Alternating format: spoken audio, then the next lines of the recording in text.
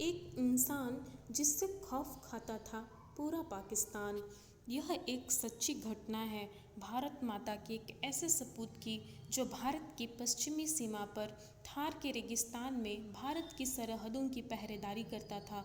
उसके रहते कभी कोई पाकिस्तानी भारत की सरहदों में घुस नहीं पाया। उसकी मदद से 1965 और 1971 के भारत पाकिस्तान युद्ध में भारतीय सेना ने पाकिस्तानियों को नाको चने चबवा दिए।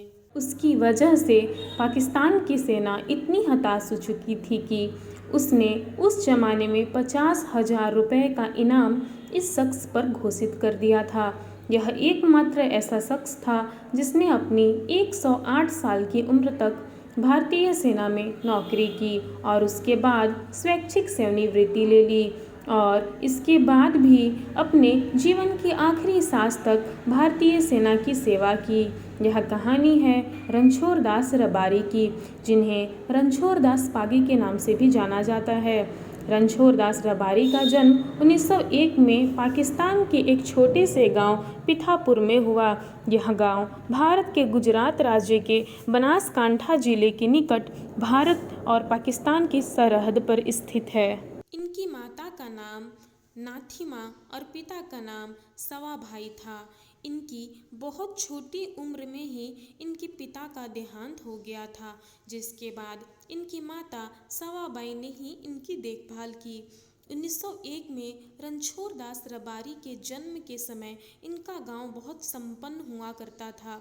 उस समय इनका गांव वृहद भारत के अंतर्गत आता था, क्योंकि उस समय तक भारत और पाकिस्तान का बंटवारा नहीं हुआ था।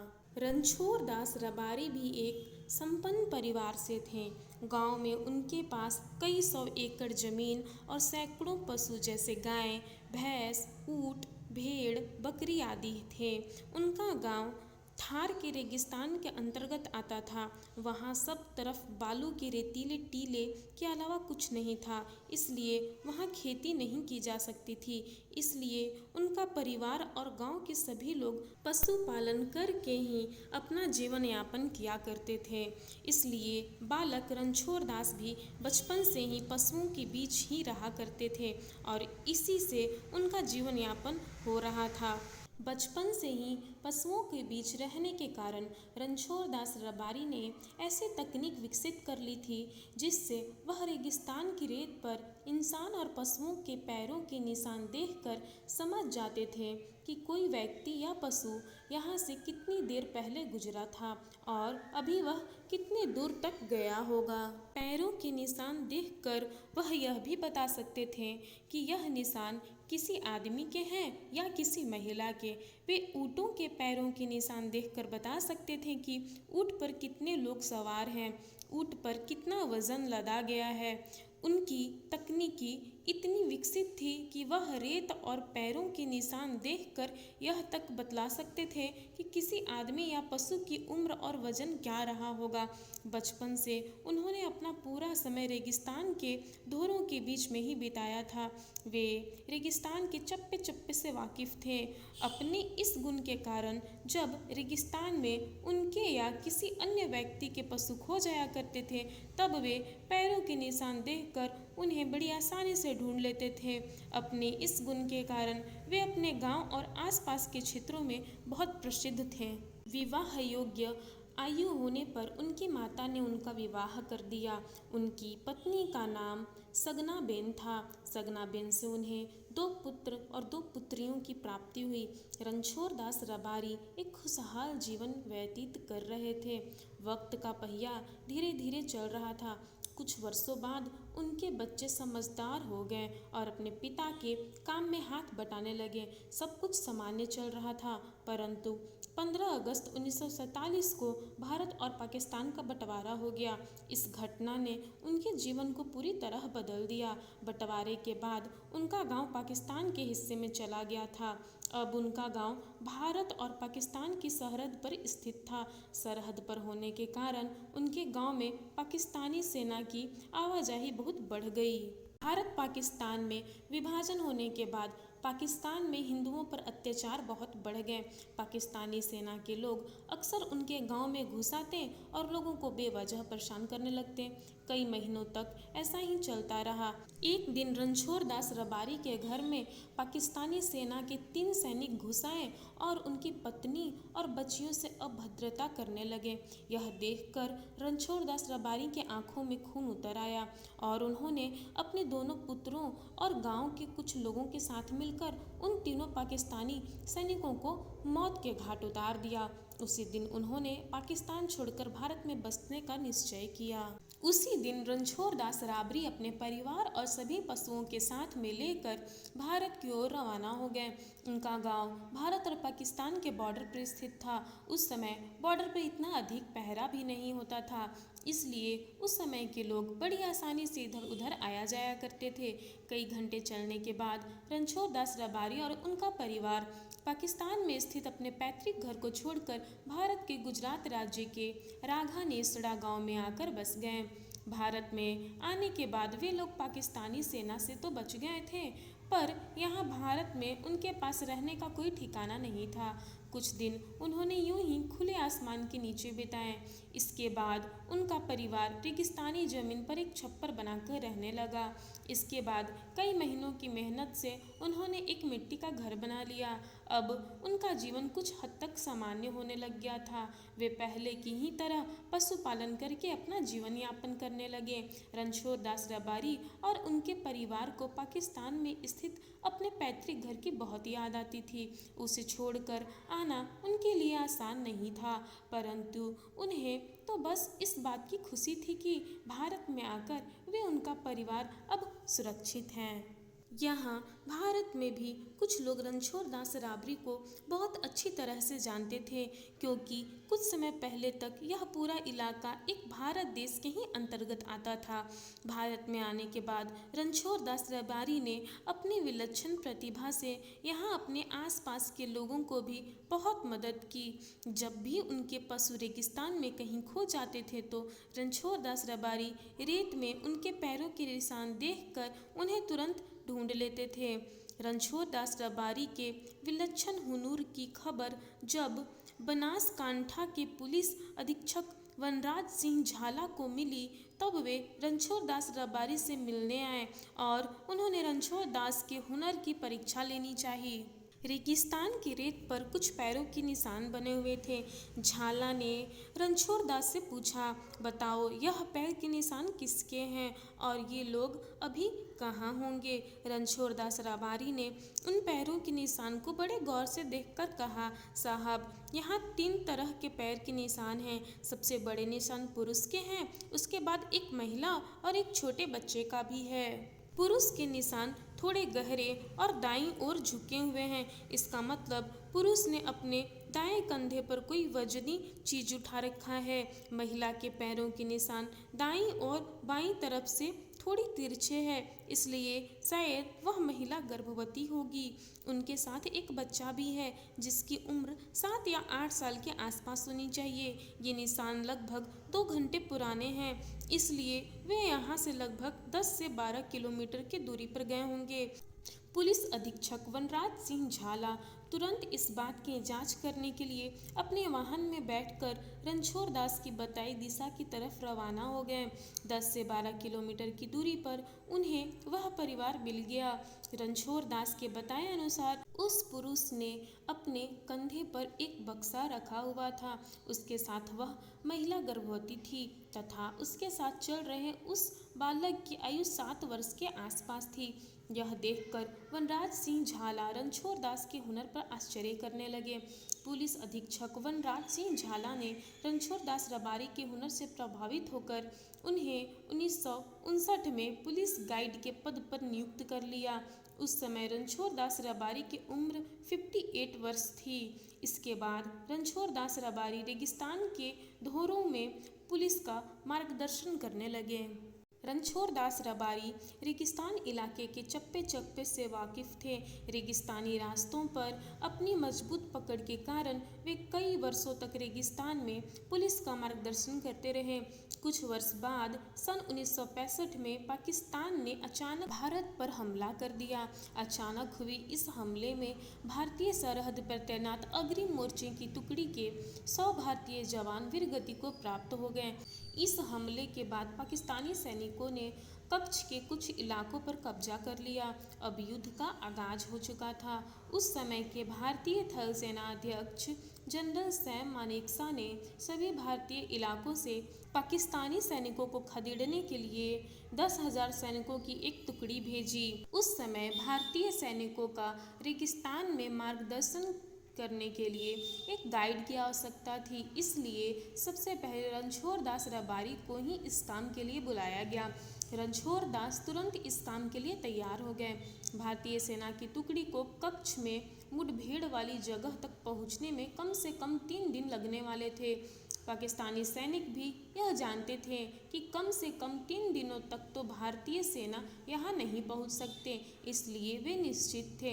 रणछोड़ दास रेगिस्तानी इलाकों के अच्छे जानकार थे, इसलिए उन्होंने अपनी सूझबूझ का उपयोग किया और भारतीय सैनिकों को छोटे रास्ते से ले जाकर तय समय से 12 घंटे पहले ही मोर्चे पर पहुंचा दिया। वहां मौजूद पैरों के निशान देखकर रणछोड़ दास ने भारतीय सेना को बता दिया कि कुल 1200 के आसपास पाकिस्तानी सैनिक यहाँ छुपे हुए हैं। साथ ही उन्होंने पाकिस्तानी सैनिकों के छुपने की जगह भी बता दी। भारतीय सैनिकों के लिए इतनी जानकारी काफ़ी थी। उन्होंने अचानक पाकिस्तानी सैनिकों पर हमला कर दिया। पाकिस्तानी सैनिकों को यह उम्मीद भी नहीं थी कि भारतीय सैनिक इतनी जल्दी यहाँ पहुँच जाएंगे। अचानक हुए इस हमले से पाकिस्तानी सैनिक घबरा गए। भारतीय हमले में पाकिस्तान के कई 100 सैनिक मारे गए। भारतीय सैनिकों ने पाकिस्तानी सैनिकों को खदेड़कर इलाकों को अपने कब्जे में लिया। पाकिस्तानी सेना रणछोड़ दास रबारी के द्वारा दी गई जानकारी की सटीकता देखकर दंग रह गई। उनके द्वारा बताई गई पाकिस्तानी सैनिकों की संख्या और छिपने की जगह की जानकारी एकदम सटीक थी। उनके द्वारा दी गई जानकारी के कारण भारतीय सेना ने बड़ी आसानी से पाकिस्तानी सेना को खदेड़ दिया था। रणछोड़ दास रबारी की इस विलक्षण प्रतिभा से भारतीय थल सेना के प्रमुख जनरल सैम मानेकशॉ अत्यंत प्रभावित हुए। उन्होंने रणछोड़ दास रबारी के लिए भारतीय सेना में पागी के नाम से एक विशेष पद का सृजन किया, जिसका अर्थ है रास्ता बनाने वाला। इसके बाद जनरल सैम मानेकशॉ रणछोड़ दास रबारी को रणछोड़ दास पागी के नाम से बुलाने लगे। अब रणछोड़ दास पागी भारतीय सेना में शामिल होकर सेना का मार्गदर्शन करने लगे। कुछ वर्ष बाद 1971 में भारत और पाकिस्तान में फिर से युद्ध छिड़ गया। पाकिस्तान ने सीमावर्ती क्षेत्रों में भारी गोलीबारी करना शुरू कर दिया। भारतीय सेना को मोर्चे पर रसद और गोला बारूद की कमी होने लगी। उस समय रणछोड़ दास पागी ने मोर्चे पर सेना को गोला बारूद और रसद पहुंचाने में बहुत मदद की। इस काम को करते करते वे स्वयं भी युद्ध में घायल हो गए, परंतु उन्होंने घायल होने के बावजूद युद्ध के अंत तक भारतीय सेना की मदद की। इस युद्ध में भारतीय सेना ने पाकिस्तान के पाली नगर शहर तक के क्षेत्र को अपने कब्जे में ले लिया था। देश के पश्चिमी मोर्चे पर भारतीय सेना को मिली इस जीत में रणछोड़ दास पागी की एक अहम भूमिका थी। इसके अलावा देश के पूर्वी मोर्चे पर भी भारतीय सेना को युद्ध में जीत मिली थी। भारतीय सेना ने पूर्वी पाकिस्तान को पाकिस्तान से अलग करके एक नया देश बना लिया था, जिसका नाम बांग्लादेश रखा गया। 1971 युद्ध के बाद जनरल सैम मानेकशॉ रणछोड़ दास पागी के हुनर के कायल हो गए। उस समय जनरल मानेकशॉ बांग्लादेश में थे। उन्होंने ढाका से आदेश दिया कि पागी को बुलाओ, आज का डिनर मैं पागी के साथ ही करूंगा। जनरल के आदेश पर पागी को लेने के लिए तुरंत एक हेलीकॉप्टर रवाना किया गया।